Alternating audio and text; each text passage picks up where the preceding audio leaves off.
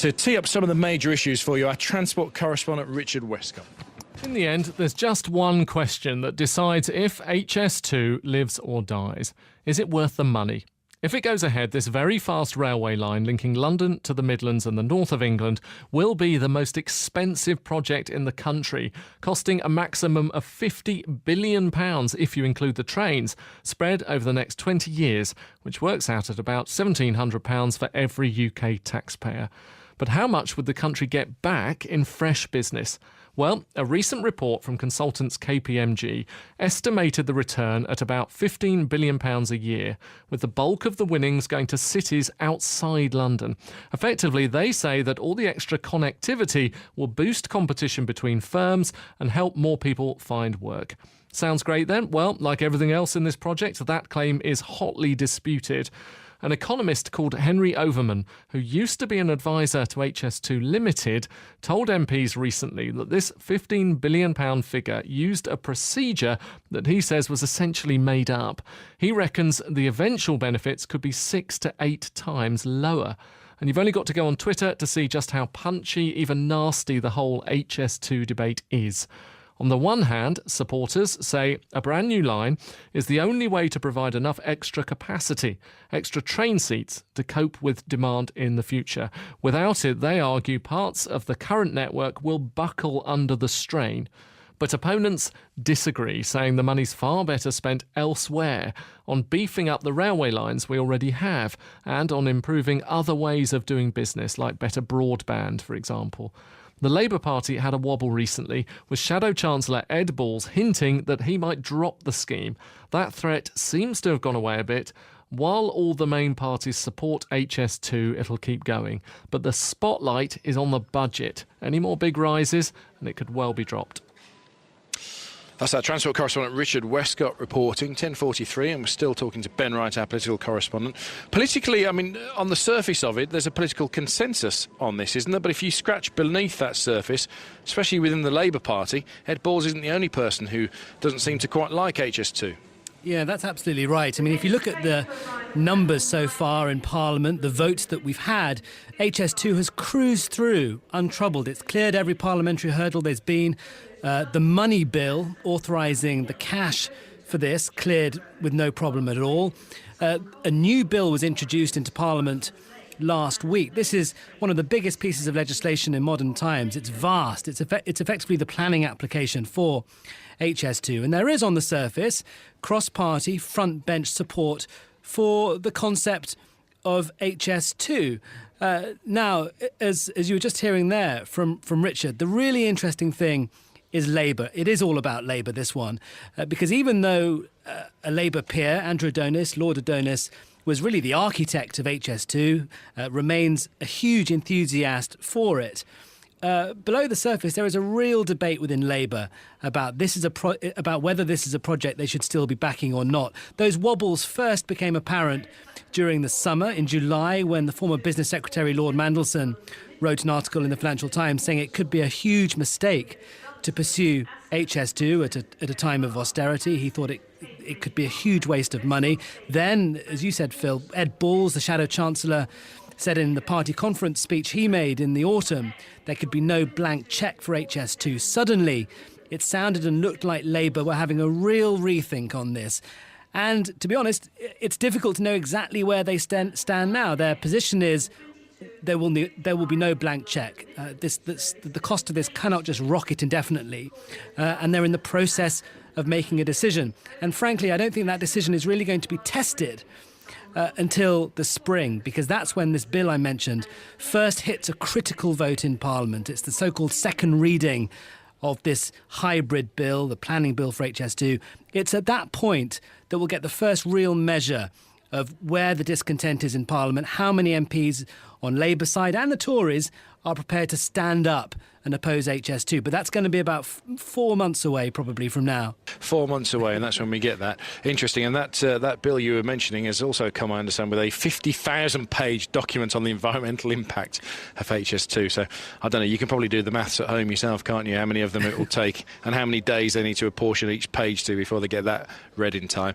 Ben, thank you. Ben Wright, our political correspondent. We've been speaking to commuters here at Birmingham Birmingham New Street today, saying, what do you think about HS2? In favour or do you oppose it?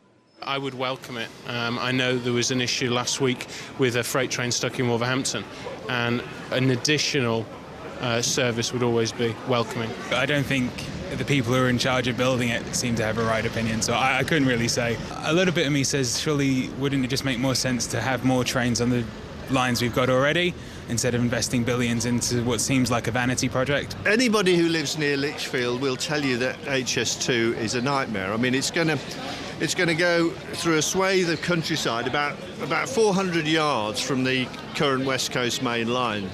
So why they can't expand the West Coast main line, I know there are all sorts of arguments about the delays and problems that this will cause at the weekends, but I think expanding the West Coast main line is a possible solution to the issue of overcrowding on trains. I mean, they seem to have backtracked on the idea that it's going to be much faster than the existing connections. I'm dead against HS2. I think it's unnecessary. I think the money could be invested much better elsewhere. Range of views from here at Birmingham New Street, where we're underneath the makeshift scoreboard at the moment as they give New Street a refurb, so we can see all the departing trains and arriving trains, and you can probably hear them as well, can't you, over the top of us. Are we there yet is the hashtag you need to use on Twitter if you want to get in touch to join in the debate that we're now going to have as we debate the case for and against HS2 with Ben Roos. Ben's head of news at HS2 Limited. That's the company that was set up by the government and is responsible for developing and promoting High Speed 2. Joe Rukin's here, Joe's campaign manager for Stop HS2. Yep, you're ahead of me, that's what he stands for. And Steve Britton is the MD of BSA Machine Tools, which manufactures lathes here in Birmingham. So, given it's pretty clear that one man works for HS2, he's probably in favour of it, and one man who's from a group called Stop It probably doesn't like it. I'm going to start with you, Steve, if that's all right, as the businessman in Birmingham. And what do you make of it? Well, BSA Machine Tools, we manufacture complex equipment in this country. We get some of our standard stuff manufactured from China or Taiwan. We export to China, Taiwan, Pakistan, United States, Mexico. So a lot of our business means travel. It usually means engineers visiting, travelling, suppliers coming and going, equipment coming and going.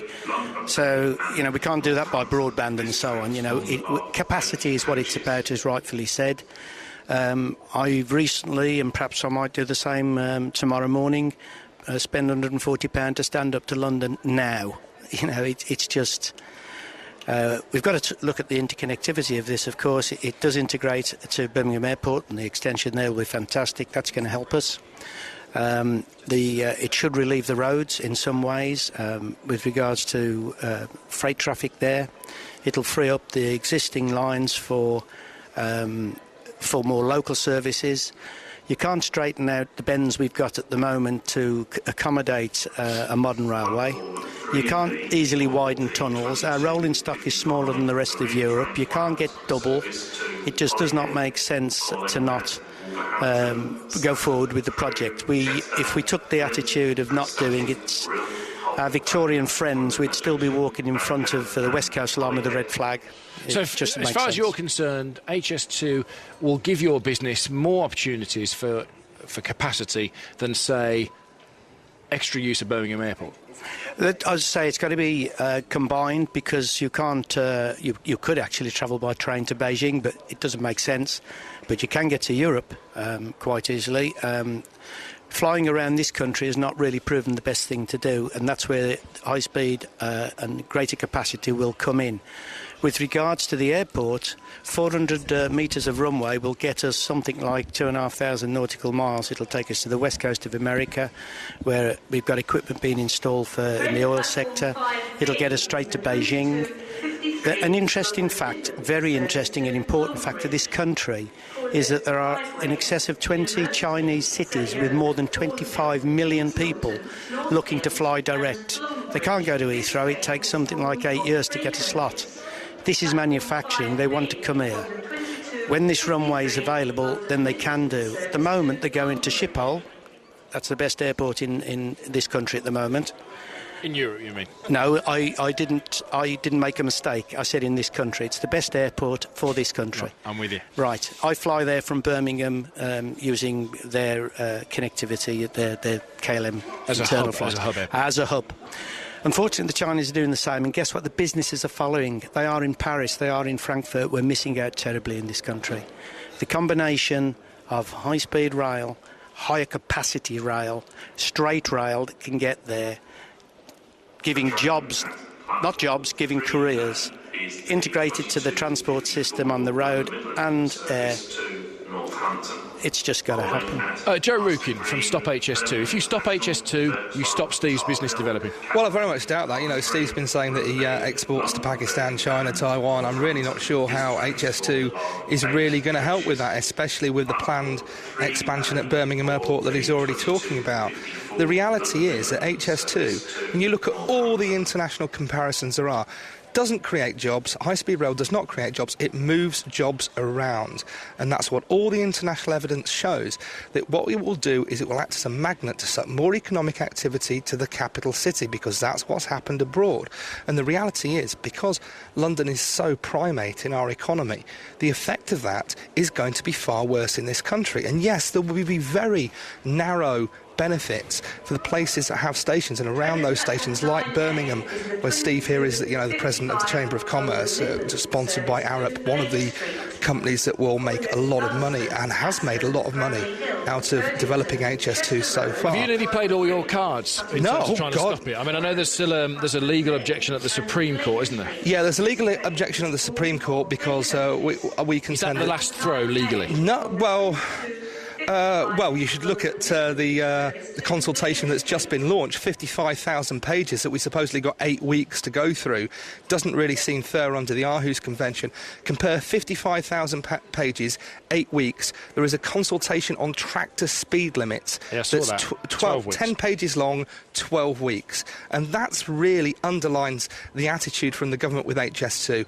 They don't want to do things properly. They want to do things quickly. For 3.5 years, we've asked detailed questions of HS2 Limited, what's this, what's that, and they've said, wait for the environmental statement, wait for the hybrid bill. Right, we've waited for it, and now we've got 8 weeks to digest 55,000 pages and supposedly respond to that. Like, it's an impossible task, and they don't really care, and I would not be surprised at all if there is not another legal challenge coming out of this consultation. OK, Ben Roos is head of news at HS2 Limited. That's the company responsible for developing and promoting High Speed 2.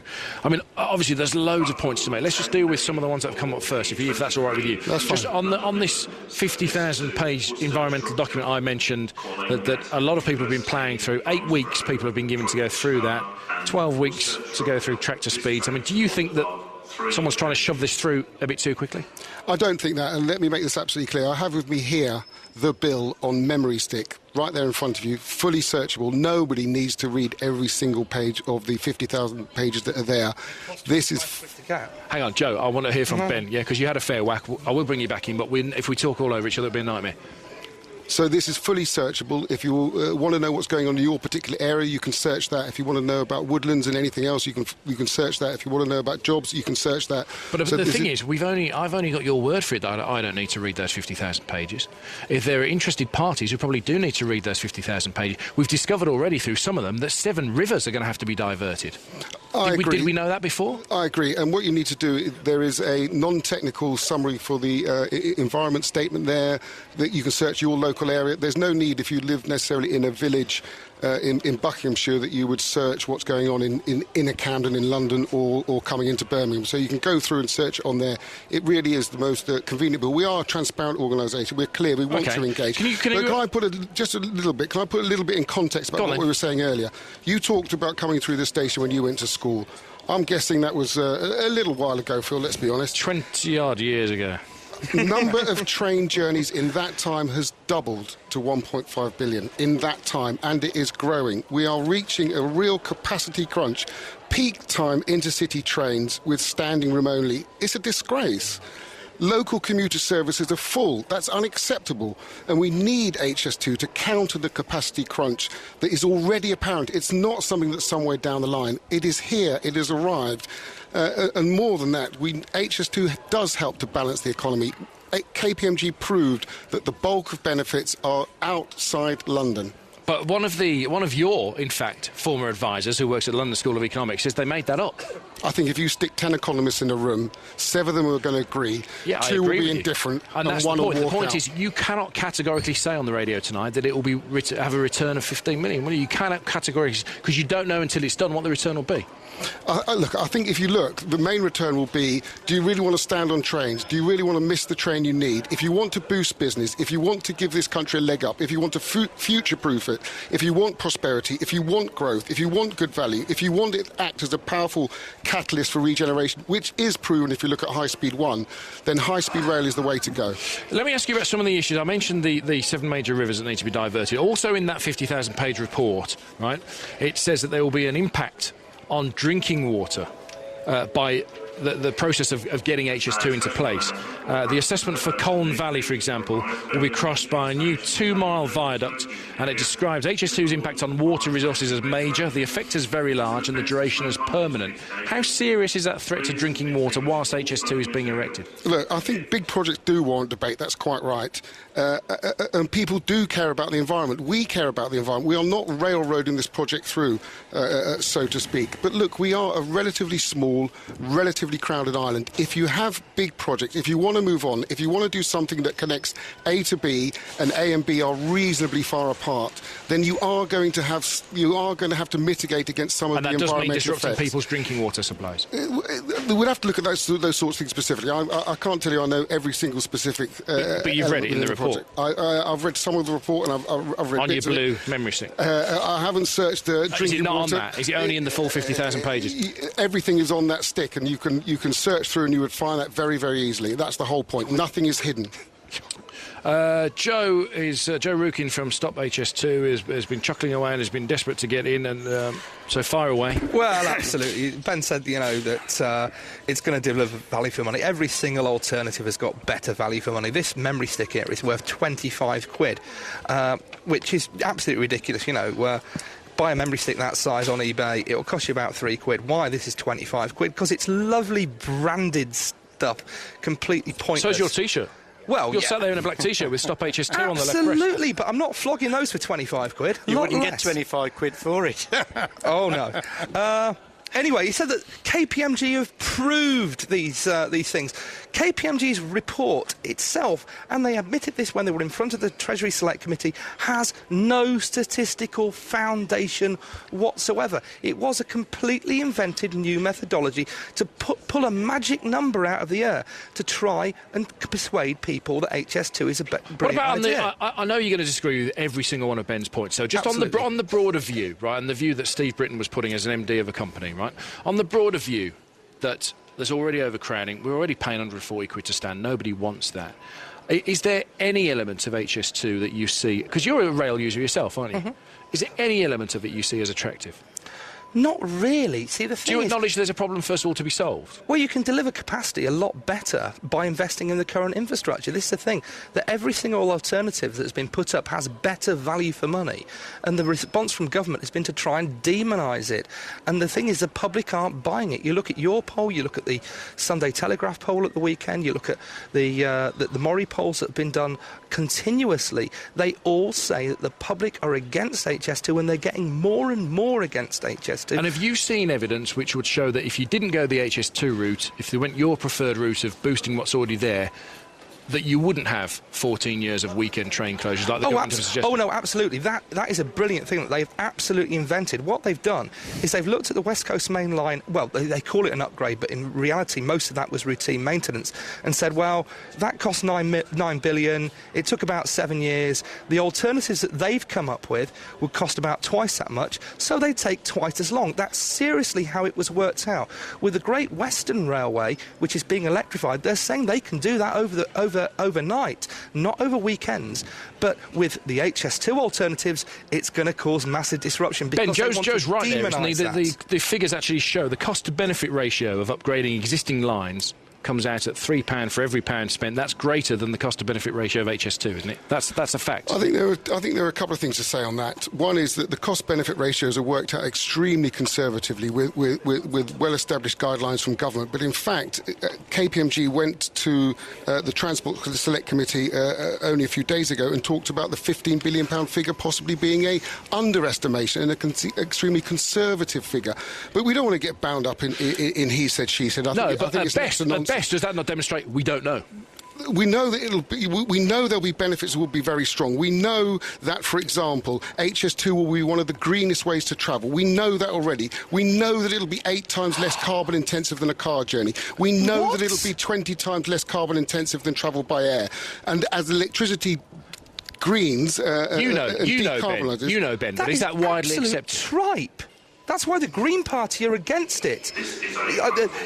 When you look at the evidence that the DfT barristers gave to the Supreme Court, they said they accepted that high-speed rail was more environmentally damaging than existing infrastructure, than upgrading existing infrastructure. Okay. That's what was said in the court of law by the Department for Transport's own advocates. Joe, listen to me. I've got an idea. We need to go to the 5 Live News, so why don't you swap your Stop HS2 T-shirt for Ben's blue memory stick, and then maybe at some point, you can reach a consensus on some of the issues that we've discussed tonight. Thank you all for joining us. Ben Roos, Head of News at HS2, Joe Rukin, Campaign Manager for Stop HS2, and Steve Britton, MD of BSA Machine Tools, which manufactures lathes here in Birmingham. More discussion to come this evening. Some reaction in from you so far to what you've heard in the first half hour. What have we learnt so far? We've learnt it's contentious to say the least, haven't we? Those two were nearly at each other's throats during the news. Mike, what a load of nonsense the pro-HS2 guy is spouting. It's too expensive and will have little benefit. Colin in Leeds. Has anyone calculated the cost per mile to build HS2? Personally, it's an expensive gamble and I'm not in favour. All these figures are at best a guesstimate, says Colin. David Cameron's warned HS2 won't go ahead without all-party support. Ben Wright was saying that we expect a debate on that around 4 months. And that's by no means guaranteed the all-party support. Shadow Chancellor Ed Balls has cast doubt on Labour's commitment to it over the recent months, saying he won't give HS2 a blank cheque. A Commerce poll commissioned by 5 Live suggests 52% of people questioned are opposed to HS2. Let's talk to John Kelleher. John's got a farm in Cheshire, and I understand, John, that will be demolished to make way for HS2. Is that right? Well, that's right, yes. We're in the same situation as scores of farmers along the proposed route. It not only destroys our farm and livelihood, but our home as well. But if you take on board the probability that HS2 will take around 30,000 acres of agricultural land in its build, you can appreciate the immense impact it's going to have on agricultural production in England. And the government haven't taken this on board. The business case does not actually take into account what HS2 actually destroys. And really, to only consider the plus factors of a business case and ignore the minus factors, it's just not sound business planning. When you say there, past tense, what HS2 has destroyed, are you already accepting that this will happen? Then you don't think that either Parliament or the Supreme Court will stop it? No, we don't accept the fact that HS2 is a done deal. We are actively fighting HS2 in Cheshire. We have an overall action group called All Cheshire Against HS2, and we are very positive in the fact that we will oppose HS2 all the way along the line. And where are you at now? Have you received your compulsory purchase order? We received a notice of compulsory purchase on the 1st of February this year.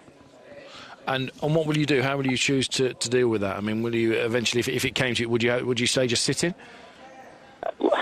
You don't have a lot of choice with the government. If they serve you with a compulsory purchase order, then you just have to do what you're told.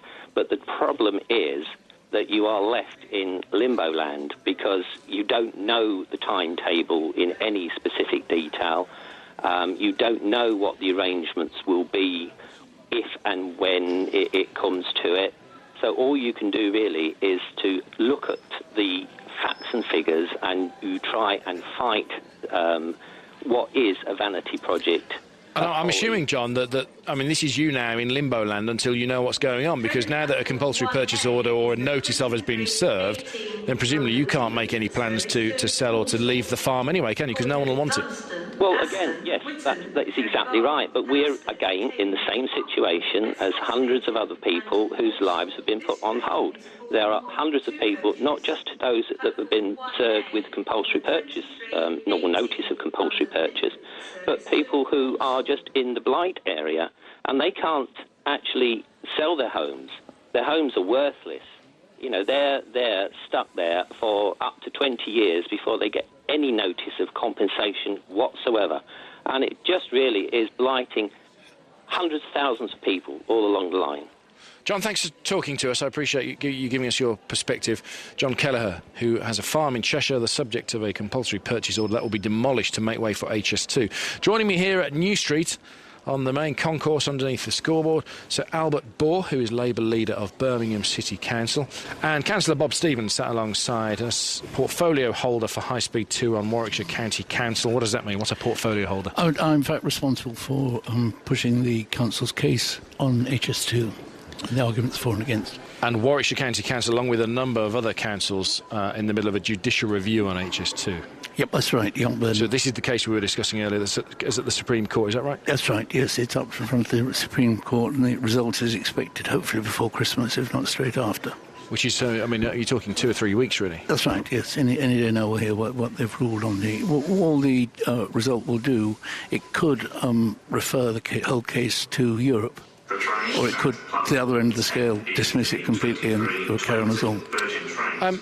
Sir Albert, I know you're in favour. You've written already that you're in favour of this. Your view is widely known that you like HS2. Did you have any sympathy with John that we heard from there, whose livelihood, his farm has been in the family for years, are going to be demolished as a result of this? There's blight is what they call this, the umbrella term that they're using. There's a village not too far from here in South Staffordshire, Hints, where since 4 years ago, since HS2 was first mooted, nobody's been able to sell a house to anybody other than HS2. Of course, I've got sympathy with those who are affected by the line all the way from Euston up here to Birmingham and beyond. That's always been the case when infrastructure projects have been put in, that there is those who are affected adversely, and you have to have sympathy with those individuals. It has always been the case, and that's also what Ben was telling us earlier, that when you have large infrastructure projects, that there will always be a bit of disruption. But there's a bit of disruption, which I'm sure you will have experienced with the M6 toll road, for example, that there was protests around that, and I remember that being built, and that came through North Birmingham. But there's this, and some of the facts that we have here, I mean, the level of blight that's already taken place, the amount of the fact that 7 rivers are going to have to be diverted, the fact that there's a threat to drinking water in the UK. I mean, these are things that seem outside of the ordinary level of expected disruption on infrastructure projects, aren't they? That may be so, but if we go back 50 years and we think about Britain without motorways, and we had not put those motorways in, just imagine what the state of the economy of this country would be now. And it's the same, in my view, with HS2. You've got a West Coast main line, which is at capacity pretty well. If we do not put further capacity in along the West Coast main line, the economy of this country, and in particular the economy of this region, will be very severely damaged. Do you know, last night we were at Heathrow Airport, Bob Stevens, and we were talking to John Bell, a travel writer who was part of the original 68 Commission looking at whether they would expand airports back in the late 60s, and nothing was done. And there we were last night in 2013 having the same debate. Do you worry that by objecting to HS2 and by going to the Supreme Court over it, that in another 30 years, another generation of radio presenters will be having the same debate, and they will be saying, in 2013, we could have sorted this, and Bob Stevens stood in the way? No, I don't think they will indeed. First of all, let's get the point that HS2 is not carrying freight. It is passengers only. Therefore, all this talk about getting more goods and stuff up to the Midlands, it won't affect that. It's passenger only. But I'm sure, I think when people say that, what they mean is they'll be able to encourage people to come up to sell the goods. I think the other thing, actually, most of the people talk about going from Birmingham to London or Birmingham to Paris, not from London to Paris or London to Birmingham or Paris to Birmingham. It's always Birmingham to, and I think it may well attract people down to London. Yeah. Well, actually, Sir Albert, that's an interesting point. Just on that, do we know where it will terminate in London? I mean, has that been decided yet? I read a report saying it might go all the way through to Stratford. No, there are still decisions to be taken. But look, Bob's got this completely wrong here. He talks about there'll be no freight on HS2. Of course, there's no freight on HS2, but by releasing capacity from the West Coast Main Line, what that does is allow the West Coast Main Line to take more freight. That's part of the argument for putting HS2 in. It's not going to release capacity because both the mainline railway companies have stated that they will not reduce the number of trains running, and it's the number of trains, it's not how many people travelling. Let me talk about the capacity. We've already heard about overcrowded trains to London. How will HS2 help that? Because it won't call at so many stations, will it? I mean, for example, if you're in Coventry or if you're in Warwickshire, you won't be able to jump on it, will you? You have to come to Birmingham before you can get on it. Yes, indeed, but of course... So that's not going to help you get to London, is it? Yeah. Well, but it's not just about getting to London, and that was Bob's other point. This is about travel across the whole length and breadth of the country here. We're not talking about a little stretch of HS2 from London up to Birmingham. We're talking about a network which extends across the continent, across into England, up to London, and then up to Birmingham with a Y, takes you on to Manchester and Leeds. And what we'd be talking about, if we were being sensible here, is extending that up through to Newcastle, up to Edinburgh and up to Glasgow. We need a high-speed, high-capacity rail line which will serve the needs of the country as a whole. Sir Albert, can I ask you, you are Labour leader of Birmingham Council, aren't you? Can I ask you how you feel about your party's response to HS2? Ed Balls recently was asked third runway or HS2. And he said he'd prefer third runway. Lord Mandelson, and this is an extraordinary quote, said in July 2013 that the Labour Party only proposed HS2 to try and point to an upbeat view of the economy when it was in the doldrums in 2007-2008. Now, why would he say that? Do you feel that your party is united in favour of HS2? I think there are a lot of voices around the Labour Party which are very much in favour of HS2, and I'm one of them. But all of them? All of them? Well, there are not all the voices within the Conservative or Lib Dem parties are in favour of HS2, so let's understand that one to start with. But the balance of opinion across the Labour Party is one of being in favour of HS2. Of course, what Ed Ball said, and you can understand the comment that he's not going to give HS2 a blank cheque. We can all understand that you've got to put caps on public sector projects, and that's what that was about. Let me ask you the same political question, Bob Stevens, because you're a Conservative councillor. Do you feel then by not taking this all the way to the Supreme Court and David Cameron trying to push this through Parliament, is your Conservative Prime Minister letting you down? Not really. I think they've got those Warwickshire 6 Conservative MPs, or 3 of which, or 2 of whom voted against the bill last week, and Jeremy Wright was in fact not in the House. And as a county council, unanimously we've voted against it, that we will oppose HS2. There's all 3 parties, including the Labour Party, and we are a hung council. And that we would continue opposing HS2, but work with them to get the best we can for the people of Warwickshire. OK. Gentlemen, thank you. We're running out of time, so I'm going to leave it there. Thank you both for coming and talking to us. Councillor Bob Stevens, portfolio holder for High Speed 2 on Warwickshire County Council. And before that, you heard from Sir Albert Bohr, who is the Labour leader of Birmingham City Council. Let's get the thoughts of Christian Walmore, who joins us. Christian's a rail analyst. And where do you stand then on the argument that, for HS2? Are you in favour of HS2, or do you think the current rail system and the infrastructure around it could be strengthened sufficiently? Look, on HS2, I'm a long-standing opponent of HS2, unwillingly, of course, because, I make my money from writing books about the railways, and I love the railways, and I feel very sad to have to oppose it. But I think it's a scheme that's being cobbled together, that has no strategic thought behind it, that the alternatives have not been properly looked at, and I think it is, extremely expensive, will take away money from the rest of the industry, and worst of all, there is no clear environmental case for it. And I think if you're spending £50 million in this day and age on a major project, it ought to at least have some green consequences, and this one is quite the opposite.